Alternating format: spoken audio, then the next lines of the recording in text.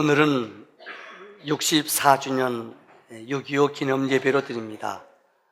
64년 전에 이 땅에 정말 동족 상잔의 비극이 있었습니다. 다시는 이 땅에 그런 일이 있으면 안 되죠. 아마 여러분들 모르긴 몰라도 여기 어른들은 아마 70% 이상의 사람들은 6.25를 경험하지 못했을 겁니다.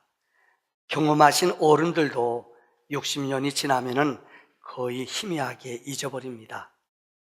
저는 오늘 특별히 6.25 64주년을 맞이해 역사적인 한 사건을 여러분에게 설명하고 말씀을 대언하려고 합니다.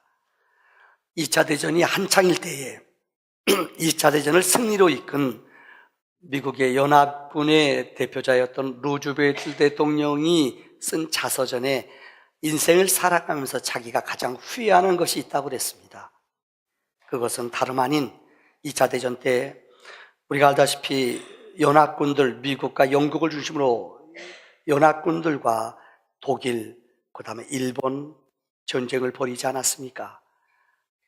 우리가 알다시피 처음에는 백중지세로 엄청난 싸움이 참 어려움이 많았습니다.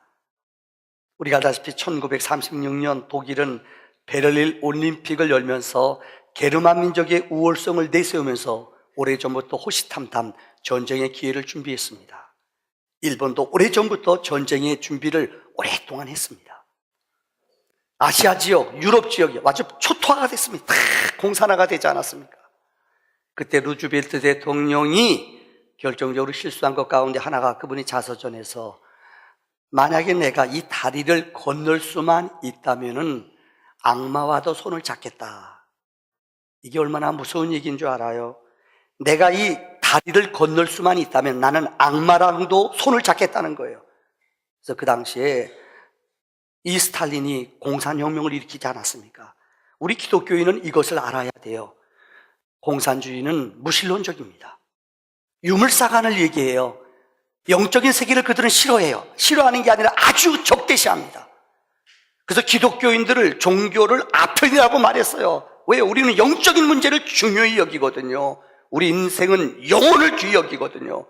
그러니까 막스는 제일 싫어했어요.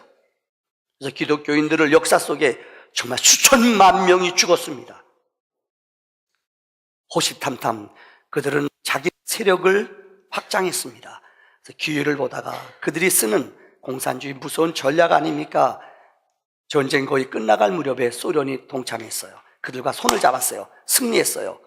그러나 너무나 많은 대가를 우리는 지불해야 됐어요. 레닌이 예언한 것처럼 60년이 지난 후에 이 지구상의 3분의 1은 거의 공산화가 됐어요. 유럽도 동유럽 아시죠? 공산화가 됐어요. 중국도 그래요. 여러분 알지 않습니까? 우리나라 땅도 전쟁에 아무것도 개입 안 했다가 마지막에 협약 맺고 들어와서 우리 땅 북쪽을 차지했잖아요. 여러분, 오늘날 많은 사람들은 그저 이겨면 된다. 승리, 잡아놓으면 장땡이다. 인생을 그렇게 살아요. 오래전에 말씀드린 것 같습니다만 중국에 어느 지혜로운 재상이 있었어요. 전쟁이 벌어졌습니다. 그런데 추수할 때가 다 됐습니다. 근데 부하들이 이거 빨리 지금 적군들이 쳐도니 빨리 내려가서 저기 있는 곡식 빨리 걷어들이게 하세요. 네 거 내게 어디서 급한데요? 근데 이 재상이 끝까지 버텼어요. 아니다. 결국은 적군들이 와서 다 그 땅을 추수할 거 다 가져갔어요.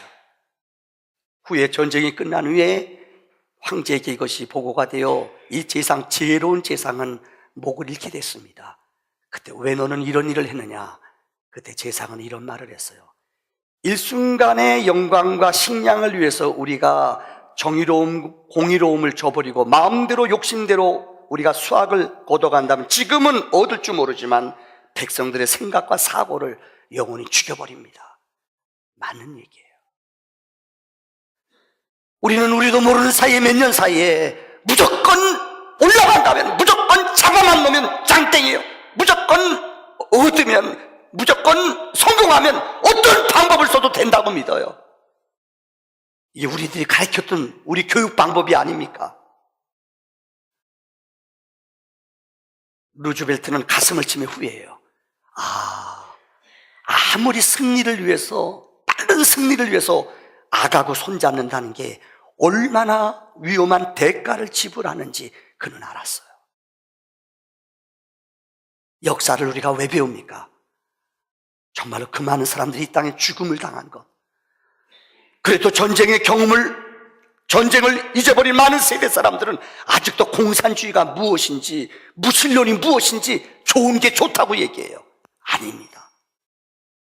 다시는 후손들에게 이런 아픔을 물려주면 안 됩니다.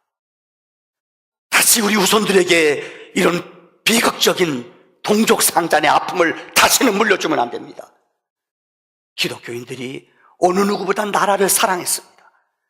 나라가 어려울 때 기독교인들이 이 나라를 지키기 위해 목숨을 바쳤습니다. 우리 선배들의 영적인 눈물과 헌신이 기억되는 믿음의 시간이 되기를 바랍니다. 오늘은 여호수아서 2장의 말씀입니다. 너무나 잘 아는 얘기입니다만은 오늘 본문의 전체 내용은 이스라엘 백성이 이제 가나안 땅에 도착하게 됩니다. 그래서 여호수아 장군이 2명의 정탐꾼을 그곳에 정탐을 벌였습니다. 앞서 말씀드린 것처럼 여리고성은 4m나 되는 벽, 이 2개로 되어 있는 어마어마한 엄청난 여러분 성입니다. 난공불락의 성이에요. 2 정탐꾼이 그곳에 정탐하러 들어갔다가 걸렸습니다. 도망가요. 어디로 도망가느냐? 기생집에 사람들이 많이 모이는 기생집에 싹 들어갔어요. 이것이 여리고 왕에게 알려졌어요. 그 사람 끌어내라. 그래서 부하들이 가서, 군사들이 가서 그곳에 쳐들어갔어요. 내 나라, 내 여자가, 기생인 여자 라합이 지혜롭게 말을 해요. 분명히 들어왔는데 그들이 빨리 다른 곳으로 도망갔습니다. 빨리 쫓아가면 만날 수 있을 겁니다. 그래서 쫓아갔다는 거예요. 근데 여인은 이 적군들, 이 정탐꾼들을 자기 집 3층에다 이 3대 위에다가 숨겨놨다가, 목숨을 걸고 숨겨놨다가 이 사람을 구해줬다는 거예요. 이게 오늘 본문의 내용이에요. 자, 오늘 본문이 주는 첫 번째 영적인 메시지는 아름다운 이름이라는 것입니다. 전도서 7장 1절에 보면은 좋은 이름이 좋은 기름보다 낫다고 말했습니다. 인간의 명예, 인간의 이름값, 짐승은 죽으면은 가죽을 남기지만은 사람은 이름을 남겨요. 아름다운 이름, 명문 가문이라는 것, 좋은 이름을 남긴다는 것은 너무나 복되고 아름다운 일인 줄 압니다. 특별히 유대인들은 성경에 보면 이스라엘 백성들에게 영적인 2가지 기둥이 있습니다. 이것은 선민 사상이에요. 우리는 아브라함의 자손이다. 우리는 다윗의 가문이다. 아주 영적으로 철저한 선민의식이 머릿속에 세뇌부터, 어릴 적부터 너희는 선민이다. 하나님의 택함 받은 자들이다. 선민 사상. 또 하나는 그들의 마음속에는 이 다윗 왕국에 대한 굳건한 왕국의 역사를 믿는 사람들이에요. 그래서 성경 마태복음 1장 1절을 보면은 마태, 마가, 누가, 요한 4복음서 가운데 마태복음은 유대인들을 위해서 예수님을 소개한 책이에요. 유대인들에게 가장 존경스러운 사람이 아브라함이고 다윗이에요. 그래서 마태복음 1장 1절을 시작하면서 마태 기자는 이렇게 말합니다. 아브라함과 다윗의 자손 예수 그리스도의 세계라. 그래서 아브라함이 이삭을 낳고 이삭이 야곱을 낳고 예수님 42대 후에 예수님이 태어난 것을 족보를 쭉 풀어내고 있어요. 유대인들은 그 당시에 여자를 숫자에 넣지 않았어요. 여자는 숫자에 넣지 않았어요. 근데 이 42명의 이스라엘의 조상 아브라함으로부터 예수 그리스도까지 족보를 쭉 열거하면서 맨 마지막 예수님이 나올 때까지 명단 가운데 5명의 여자 이름이 나온다는 거예요. 우리가 잘 아는 얘기입니다만은 그 여자들의 이름이 누구냐? 라합, 룻, 다말, 바세바, 이 5명의 사람들. 사랑하는 성도님들, 아니 해필이면은 여자는 숫자에도 넣지 않았는데 더군다나 유대인들 예배를 드릴 때도 이방인들 못 들어와요. 여자들은 성전에 못 들어와요. 그런데 성경에 보면은 여자들, 그것도 이방인들, 아니 기생의 이름이 기록되어 있어요. 그 가문을 통해서 예수님이 태어났다는 거예요. 이게 성경의 이야기예요. 아니 이것은 삼류 소설과 같은 이야기예요. 어떻게 그렇게 부끄럽고 수치스러운 이름을, 예수님의 조상이라고 이름을 기억했느냐? 이거 빼버려야 되지 않느냐? 근데 성경은 하나님이 마태를 통해 계시해 주셨어요. 그 여인들의 이름을 기록하라. 제가 일일이 열거하지 않습니다. 다말은 자기 시아버지 유다, 여러분 기억하지 않습니까? 야곱의 아들 가운데 루벤, 시몬, 레위, 유다, 네 번째 아들 유다 지파에서 예수님이 태어났어요. 그런데 이 집에는 아들이 셋이 있었다고 그랬어요. 그다음에 누구죠? 오난, 셀라. 이스라엘은 큰아들이 일찍 죽으면 그 씨를 유지하기 위해 그 둘째 아들이 그 형수니까 자야 돼요. 그 씨를 유지해줘요. 엘이 죽었어요. 오난이 죽었어요. 셀라가 자라나야 돼요. 너무 어려요. 그래서 이 아이가 자랄 때까지 너는 집에 갔다 와라. 근데 이 아이가 자랐는데도 자기에게 주지 않아요. 그래서 이 며느리가 몰래 신분을 숨기고 창녀같이 자기 모습을 꾸미고 들어가서 아버지가 술 드셨을 때 유다와 동침했어요. 그래서 베레스와 세라를 낳았다고 해요. 세상에 이런 죄송합니다. 이런 부끄러운 집이 어디 있어요? 자기 시아버지와 함께 동침했어요. 근데 이게 성경에 기록되어 있어요. 밧세바, 제가 얘기하지 않아요. 다윗이 자기 가장 충성스러운 부하, 전쟁에서 용맹하게 싸우는데 한각의 전쟁에 승리한 다윗은 엉뚱한 짓 하다 여자가 목욕하는 거 봐요. 어떤 주석봤더니 여자가 유혹했대요. 유혹했건 유혹당했건 부끄러운 수치예요. 이 장군을 불러다가 자기가 임신한 것을 숨기기 위해 그를 집에 보내는데, 이 군인 우리아 장관은 철두철미해요. 내 부하들이 전쟁에 나가 싸우는데 나 혼자 편하게 지날 수 없어요. 안 가요. 성경에 술을 그렇게 먹였어도 본능적으로 안 가요. 그래서 마지막엔 다윗이 전쟁터에 나가 요압 장군에게 너희는 모두 다 도망오라고 그랬어요. 요압에게 명령 내려 우리아 장은 그것도 모르고 전쟁터에 나가 싸우다 용맹스럽게 싸우다 죽어요. 그 아내를 얻었어요. 이 밧세바와 다윗이 결혼해서 후에 난 아들이 누구예요? 솔로몬 아닙니까? 이런 부끄러운 얘기를 성경은 그대로 기록하고 있어요. 더군다나 이방 여자는 숫자에도 유대인 여자보다 더 천한 게 이방 여자예요. 근데 기생, 납, 원문에 보면 포르노로 기록되어 있어요. 이 말이 뭐냐? 창녀란 뜻이에요. 기생이 아니라 이 랍이란 여자는 창녀, 몸 파는 여자였어요. 이 부끄러운 여자. 그런데 이분이 예수님이, 다시 말하면 예수님의 조상이 이 랍이라는 여자. 어느 책에 보면은 정탐꾼 가운데 한 사람이 살몬이래요. 그는 살몬과 랍이 결혼했어요. 그래서 보아스를 낳았어요. 여러분 보아스가 누군지 알죠? 보아스는 누구와 결혼했어요? 룻과 결혼했어요. 그래서 오벳을 낳았어요. 오벳은 이새를 낳았어요. 이새는 다윗을 낳았어요. 어떻게 잘 이루냐고요?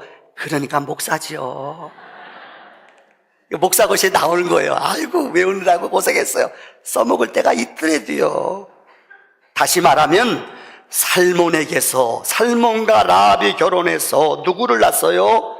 누굴 낳았어요? 보아스를 낳았어요. 보아스가 오벳을 낳았어요. 오벳이 이새를 낳았어요. 이새가 다윗. 그러니까 다윗의 증조모, 고조모가 누구냐? 룻과 랍이라는 거예요. 얼마나 아름다운 이름이에요.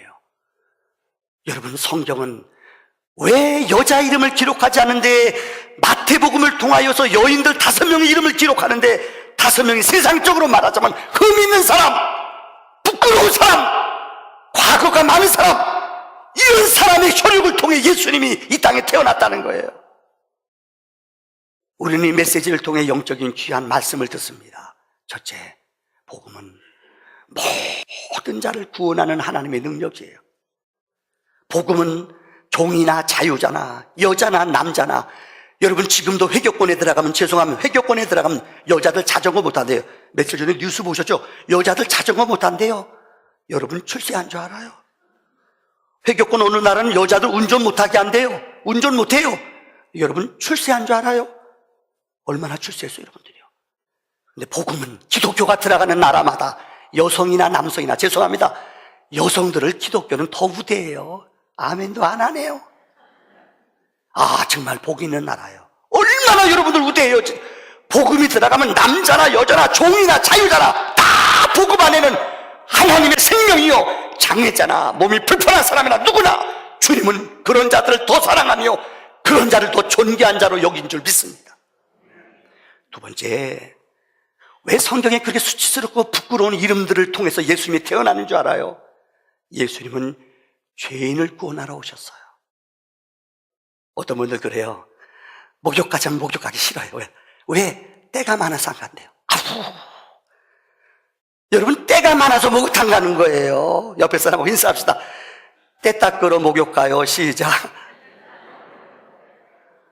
전 지금도 안 잊혀져요.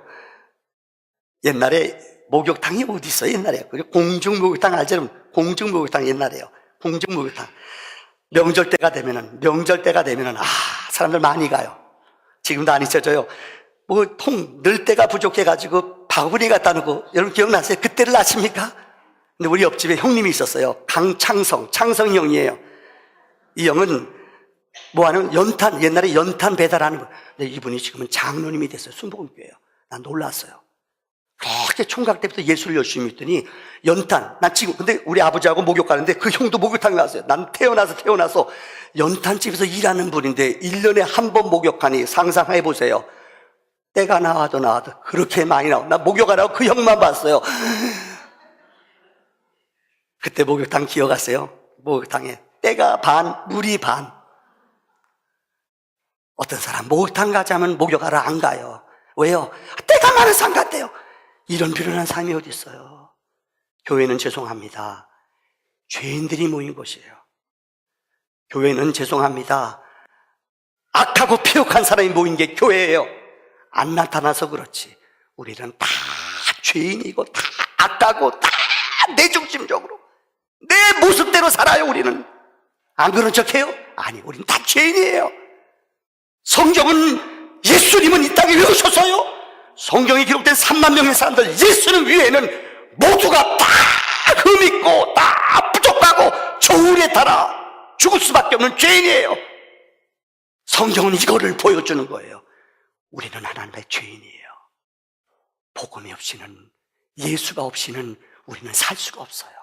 그래서 이런 죄인을 구원하기 위해 예수님이 이 땅에 오신 줄을 믿습니다. 세 번째, 오늘 본문에 기록된 라합이라는 아름다운 여인은 하나님의 사랑의 위대성을 보여주는 거예요. 희생, 창녀지만은 주님이 그 사람을 붙잡아주면은 예수님의 조상이 돼요. 아무리 우리가 무능하고 별 볼 일 없지만 주님이 우리를 붙잡아주면은, 하나님의 사랑이 우리에게 임하면은 하나님의 기적이 새로운 피조물로 거듭나는 생명이 되는 줄을 믿습니다. 두 번째, 오늘 본문은 우리에게 여인의 위대한 믿음을 이야기합니다. 이 라합의 믿음이 얼마나 위대해요. 첫째는 라합은 정말 긍정적인 믿음이 있었어요. 앞서 말씀드렸죠. 이 여인은 부끄러운 얘기인데 창녀예요. 얼마나 부끄러운 수치스러운 사람이에요. 어떤 심리학자가 그래요. 창녀들은 일생 동안 부끄러운 수치와 상처 속에 살아간대요. 세계에 오늘 뭡니까? 관광객들 대부하고 피켓들 대보면 막 창녀들, 우리도 직업을 보장해 줄라. 어느 누구도 얼굴 안 내밀어요. 선글라스 끼거나 얼굴 가리고 와요. 일생 동안 그들에게 상처하고 부끄러운 수치예요. 그런데 오늘 라합은 이런 부끄럽고 세상적인 스펙, 어느 거 하나 내놓을 수 없는 부끄러운 수치스러운 과거가 있는 여인이에요. 그럼에도 이 여인은 믿음의 긍정적인 사고가 있었어요. 인생을 살아가면서 보세요. 많은 사람들은 어떤 사물을 보든지 긍정적으로 사고하는 사람과 부정적으로 사고하는 사람이 있어요. 특별히 약점이 있거나 과거가 있거나 아픈 상처가 있는 사람들은 이것 때문에 앞으로 나가지 못해요. 마귀는 너는 실패자야, 너는 낙오자야, 너는 과거가 있어, 자꾸만 우리 발목을 잡아요. 혹시 여러분 그것 때문에 힘들어하고 어려워하지 않아요? 그래요. 우리는 낙오자고 실패자고 아픔이 있어요. 그럼에도 주님은 우리를 사랑하셔서 우리에게 은혜를 주셨고 하나님의 자녀의 권세를 주셨어요. 로마서 5장 8절의 성경은 말해요. 우리가 아직 죄인 되었을 때에 그리스도께서 우리를 위해 십자가에 죽으심으로 하나님께서 자기에 대한 사랑을 어떻게 하셨다? 확증하셨다. 우리가 죄인 되었을 때 그분이 우리 위해 십자가에 죽으심으로 우리를 용서해 주셨고 하나님의 사랑을 우리에게 물밀어 주셨다는 거예요. 쉬운 예를 하나 들까요? 몇 년 전에 혹시 여러분들 스카이랩이라고 우주항공 할 때 미국에서 나사에서 우주선을 띄웠는데 이것이 실패했어요. 그래서 우주 궤도를 돌다가 실패해서 지구에 떨어지게 됐어요. 얼마나 과학이 발달했는지 어디에 떨어지는지 정확히 알았어요. 호주에 떨어져요. 그래서 호주에다가 발표했어요. 호주에 이 스카이랩 잔해가 떨어질 것이니 조심하라. 그런데요, 그 호주에요, 일주일 동안 멘붕 현상, 패닉 현상이 벌어졌대요. 두 그룹인데요. 하나는 사람들이 길거리를 못 나가요. 왜요? 이거 떨어지면 어떡할까? 호주가 얼마나 커요. 그 떨어져봤자 잔해가 얼마나 크겠어요. 사람 일주일 동안 전전긍긍하고 나가자고 집에서 소문만 있더래요. 무서워, 떨어져. 이런 사람이 있더래요. 그러니까 사람들이 이 샌프란시스코 어느 신문사 사장이 사람들이 두렵고 염려하니까는요, 이 잔해를 찾아오는 사람에게는 만불 상금을 주겠다. 그런데 어떤 사람들은 젊은이들 있죠. 도전성 있는 사람들은 돌아다녀요. 그거 찾으려고 어디 떨어지나. 얼마 전에 여러분 뭐 떨어져가지고 아시죠? 그 잔해 떨어진 거 발견하면 뭐 엄청난 비싼 돈이라면서요. 똑같은 잔해가 떨어지는데 어떤 사람은 무서워서 집 밖에 못 나가요. 근데 어떤 사람은 그거 찾으러, 잔해 찾으러 막 돌아다녀요. 어느 청년이 찾아가지고 만불을 벌었대요. 여러분 무슨 얘기 같죠? 이 해토픽에 나왔어요. 인생은 그래요. 우리에게 어떤 사건이 부여질 때 어떤 사람은 두렵고 염려하고 낭망하는 사람이 있어요. 근데 어떤 사람은 어떤 위기나 어려움이 와도 아세요? 이건 내가 겪어야 돼요. 이건 내가 감당해야 돼요. 이걸 세상과 맞짱 뜨며 담대히 나가요. 오늘 본문 기생나합, 창녀나합은 부끄러운 수치가 있어요. 그런데 이 여인에게는 믿음이 있었어요. 이 여인에게 긍정적인 믿음이 있어요. 나도 주님께 나가면 된다. 나도 하나님께 나가면 된다. 이런 긍정의 믿음이 라합의 믿음인 줄 믿습니다. 두 번째는 오늘 본문 라합의 믿음은 하나님의 약속을 확실히 믿는 믿음이에요. 믿음이 뭡니까? 성경은 히브리서 11장 믿음장에서 믿음을 우리에게 정의하고 있습니다. 믿음은 바라는 것들의 실상이요, 보지 못하는 것들에 대한 뭐라고요? 증거예요. 우리 찬송가에도 있잖아요. 이 눈에 아무 증거 아니 배워도 도와주세요. 믿음만을 가지고서 늘 이 귀에 아무 소리, 하나님의 약속 어떻게 해요? 걸어가세 믿음, 어떻게 해요? 나가세 의심 버리고 걸어가세. 아무 증거 없어. 믿음이라는 것은 지금 내 눈에 안 보여요. 안 들려요. 근데 안 보이는 것을 보는 거예요. 안 들리는 것을 듣는 거예요. 이게 믿음의 사람, 성령의 사람이에요. 오늘 본문의 이 여인은 보세요. 똑같은 현상입니다만은 이스라엘 백성이 출애굽했어요. 이 200만 명, 아니 300만 명 되는 이스라엘 사람들이 지금 출애굽해서 가나안 땅에 들어온다는 소문이 들려요. 그런데 이 일주일, 아니 아무리 오래 걸려도 10일이면 돌아오는 거리예요. 근데 이들이 40년 동안 그들이 알잖아요. 돌아와요. 이 소문이 여리고 속에 들려요. 근데 어떤 사람은 두려워하고 어떤 사람은 믿어요. 오늘 본문의 라합은 믿었다는 거예요. 어떤 걸 믿었습니까? 그들은 40년 동안 그 광야 길 걸어오는데 매일마다 하나님이 아침마다 만나를 주셨대. 매일마다 양식을 주신대. 그렇게 더운 사막, 더운 낮에 영상, 낮밤 차이가 심해요. 근데 불기둥, 구름기둥으로 그들을 인도했대. 이 말을 듣고 그 여인은 믿었어요. 더 놀라운 것은 40년 동안 광야 생활하는데 그들의 신발이, 성경은 말해요, 신발이 달았어요, 안 달았어요? 안 달았대요. 이걸 듣고 이 여인은 믿었다는 거예요. 그리고 더 귀한 오늘 말씀, 하나님이 저 땅을 이스라엘에게 주신다. 이걸 이 여인은 믿었다는 거예요. 여인에게 믿음이 있어서. 이 믿음을 가졌기 때문에 이 여인은 정탐꾼을 자기 집 위에다가 숨겼어요. 이거 걸리면 매국노예요. 이거 걸리면 죽어요.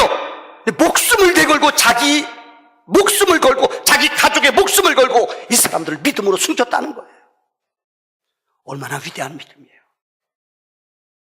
이 여인은 믿음의 결단과 믿음의 용기와 하나님의 복음의 능력을 확실히 믿는 믿음, 다음 시간에 또 설교합니다. 이 여인이 그들에게 요청해요. 상천하지. 이전에 성경 하늘의 일을, 땅의 일을 이루시는 하나님이 이스라엘 백성을 구원하실 걸 나는 믿는다. 그때 그들이 말해요. 우리가 읽지 않았습니다마는 우리가 여리고를 점령할 때에 이 집에, 너희 집에 머무르는 모든 사람, 붉은 줄을 내걸 때에 너희 집은 멸망하지 않고 너희는 살 것이다. 그래서 여리고 성에 가면 그 4m 벽이요 다 무너졌는데요, 한 성이 무너지지 않았어요. 이게 나베 집이래요. 다음 시간에 설교할게요. 이 여인에게는 이런 위대한 믿음의 눈, 생명을 얻는 하나님의 약속을 믿는 믿음이 있었다는 것입니다. 마지막 결론 세 번째입니다. 믿음은 믿는 것과 삶이 일치가 돼야 돼요. 다시 말하면 신앙과 삶이 일치가 돼야지 능력이 있어요. 이 여인은 아는 것만 아니라 아는 것대로 믿고 살았어요. 좀 부끄러운 얘기입니다만은 저는 그래서 이런 글을 읽었어요. 어느 청년 사역하는 간사님이 부산에 가서 집회하고 올라오는 거예요. 근데 어디라고는 얘기 안 할게요. 청년들 막 뒤집어 놔요. 막 말도 잘하고 막 웃기기도 잘하고 청년 사역자예요. 다 은혜 끼치고 돌아와요. KTX 타고 와요. 사실 사역을 하다 보면은 사역 끝나고 날 때 유혹이 많이 와요. 공허하기도 하고 지도자에게 오는 외로움이라는 게 이때 영적으로 관리를 잘해야 돼요. KTX 타고 서울로 오는 아무도 안 보니까요. 아무도 안 보니, 이 사역자가 아무도 안 보니까 KTX 타고 오다 몰래 구석칸에 가서 맥주 한 잔 시원하고 먹었대요. 그런데 이게 웬일, 앞불싸 어느 서울에 있는 대학생이 그 집회 참석하고 있다. 그 차를 타고 오다가 그분을 만났으니까 이 여학생이 놀라고 어머머 놀라는 거예요. 선교사님 이럴 수 있어요. 그러니까 그분이 그러더래요. 내가 언제 술 먹지 말라고 그랬지, 내가 안 먹는다고 그랬어요. 웃지도 않는 사람 한 분 있네요. 병원에 빨리 가보세요. 내가 술 먹지 말라고 그랬지, 내가 안 먹는다고 내가 언제 그랬어요. 이게 무슨 말이에요? 설교의 능력이 뭔지 아세요? 내가 그대로 살면은 이것은 설교의 능력이 있어요. 내가 사는 것을 설교하면 자신 있어요. 근데 내가 못하면, 내가 어제 우리 집에서 싸웠어요. 설교할 때 여러분 싸우지 마세요 이래요. 저는요. 근데 안 싸우면요 자신 있어요. 삶이 있는 것보다 더 큰 위력이 없어요. 삶이 있는 것보다 더 큰 감동은 없어요. 오늘 라비란 연하는 믿는 것만 아니라 믿음을 실천하며 믿음의 삶을 살았다는 거예요. 오늘 저는 여러분에게 한 바보를 소개해주고 설교를 마치려고 합니다. 2006년도 1월 5일 날 이 사람은 세상을 떠났어요. 참 희한해요. 33살의 나이에 의사로 살다가 이 세상을 떠난 사람이 있어요. 그 사람의 이름은 안수현이에요. 이분이 죽은 후에, 이 사람이 죽은 후에 이 사람 친구들이 모여서 죽은 지 3년 만에 이 사람 친구들이, 자기가 쓴 게 아니에요. 저녁을 며칠 남겨놨, 4월 달에 전역하거든요. 한 2-3달 남겨놨어요. 근데 이 바보 같은 의사, 영락교회 장로님 아들이에요. 원래 군의관들은, 의사들은 행군하면 행군 안 해요. 유교 갈 때 누가 행군해요? 자기는 앰뷸런스 타고 다녀요. 그죠? 밥도, 야, 당번 다 가져와. 다 가져와. 안에서 먹어요. 근데 이 사람은 얼마나 애들을 사랑했는지 애들과 함께 행군해요. 애들이 밥 먹는데 같이 풀밭에 앉아 같이 거기 들어가서 먹어요. 죄송한데 유행성 출혈병으로 세상을 떠났어요. 그런데 여러분, 영락교회 장례식을 치르면서 한경주 목사님이 돌아갔을 때 정말 그 수많은 사람이 와서 울었대요. 영락교회가 생기고 나서 이 안수현이란 사람이 세상 떠났는데 놀라지 마세요. 자그마치 놀랄 준비하세요. 4,000명의 2박 3일 동안 4,000명의 사람들이 와서 울더래요. 아셨어요, 여러분들? 좀 놀라세요, 좀. 근데 와서 사도행전에 기록되어 있잖아요. 도르가라는 여자가 세상을 떠났는데 사람들이 찾아 울어요. 이분이 살았을 때 나에게 이 옷 해줬어요. 이분이 살았을 때 나에게 이거 줬어요. 너무나 감동을 줘서 베드로가 이 도르가를 기도해서 살렸다고 성경에 기록됐잖아요. 이분이 죽은 후에 사람들이 와서 우는데 너 왜 우냐? 어느 할아버지가 그렇게 울더래요. 알고 보니까는 그 병원에, 그 대학병원 있을 때 병원 앞에 있는 구두 수송공 하나, 구두 닦는 아저씨예요. 일주일에 2번은 항상 온대요. 항상 구두도 새 건데 온대요. 와가지고 닦으면 할아버지 춥지요. 할아버지 힘내세요. 그러면서 돈을 3천 준대요. 할아버지 예수 믿으세요. 예수님 믿으면 힘이 넘쳐요. 그래서 자기는 그래서 예수 믿었대요. 그러면서 우시더래요. 병원에서 여러분들 환자들 옷 세탁하시는 아주머니들 있잖아요. 근데 이 의사는 어느 때를 보든지 어느 때 그분을 만나든지 항상 90도 인사한대요. 어느 때 그 가트를 자기가 끌어주면서 힘드시죠? 힘내세요. 제가 드린 비타민 잘 드세요. 힘내세요. 비타민보다 더 큰 힘이 있어요. 예수 믿으세요. 자기는 그래서 예수 믿었대요. 여러분, 한 번은 어떤 중학생 아이가 가서 그렇게 울더래요. 내가 왜 웃냐? 병원에 응급실에 와서 치료받는데 이분이 자기가 낭망하고 애가 자살하고 죽으려고 그런 거예요. 포기한 거예요. 이분이 복음을 기도해 줬대요. 환자를 계속. 그러니까 너 꼭 태어나면 내가 너 축하 파티 해줄게. 근데 여러분 병원은 비번이 있고 이게 있잖아요. 퇴원해가지고 돌아갔어요. 근데 얘가 살아났어요. 근데 며칠 지난 후에 어느 의사가, 이 안수연이라는 의사가 그 집까지 차트 보고 그 주소까지 찾아와서 케이크하고 선물을 주더래요. 인생 살아라. 인생은 그렇게 가치 없는 게 아니야. 예수님은 네 산소망이야. 이 아이가 그 사람 때문에 살아났어요. 옛날에 의료 분쟁 때문에 파업이 일어났잖아요. 여러분, 의사들 아무도 진료하지 않아요. 그런데 응급 환자들, 병원에 있는 환자들 이거 오다가 내려서 절대 치료하지 말아라. 근데 왕따 바보였던 안수연은 그들이 지금 아프고 닌게로 맞아야 되고 응급한 환자들 자기가 치료해줘요. 선배들한테 너는 바보다. 그때부터 바보라는 힘이 붙여줬어요. 그러나 그는 왕따도 무서워하지 않았어요. 왜요? 그의 마음에는 예수의 마음이기 때문에. 누가 왕따라고 그래도 이 길은 내가 해야 할, 의사로서 해야 할 일이기 때문에 자기는 그 길을 두려워하지 않았대요. 그래서 그때부터 바보라는 힘이 붙여줬어요. 그는 편지를 쓸 때마다 편지 맨 아래다가 이렇게 써요. 스티그마. 헬라말로 스티그마는 흔적이라는 말이에요. 흔적. 그는 늘 글을 쓸 때마다 예수의 흔적, 안수연. 요즘 목사들이 너무나 잘 넘어지고 실패하고, 죄송합니다. 너무나 목사들이 부끄러움을 많이 당하는데, 정말 부끄러움을 많이 당하는데, 이런 평신도들이 한국교회를 살려줘요. 이런 평신도들이 한국교회를 살려줘요. 제가 지난번에 설교했죠. 이영규란 선교사. 그는 서울대학을 졸업하고 하버드 대학 가서 박사 받았어요. 이제 며칠 있으면 서울대학교 자기 모교에 와서 교수가 돼요. 그런데 그가 코스닥 미국의 집회에 참석해서 은혜를 받았어요. 선교사로 가라. 너무나 가슴이 뜨거워요. 이 이용주라는 사람이 손들었어요. 홀링에 손들었어요. 이동훈 목사님 집회에 참석했어요. 나 선교사가 되겠습니다. 목사한테 찾아서, 목사님, 이동훈 목사님, 나 선교사가 될래요.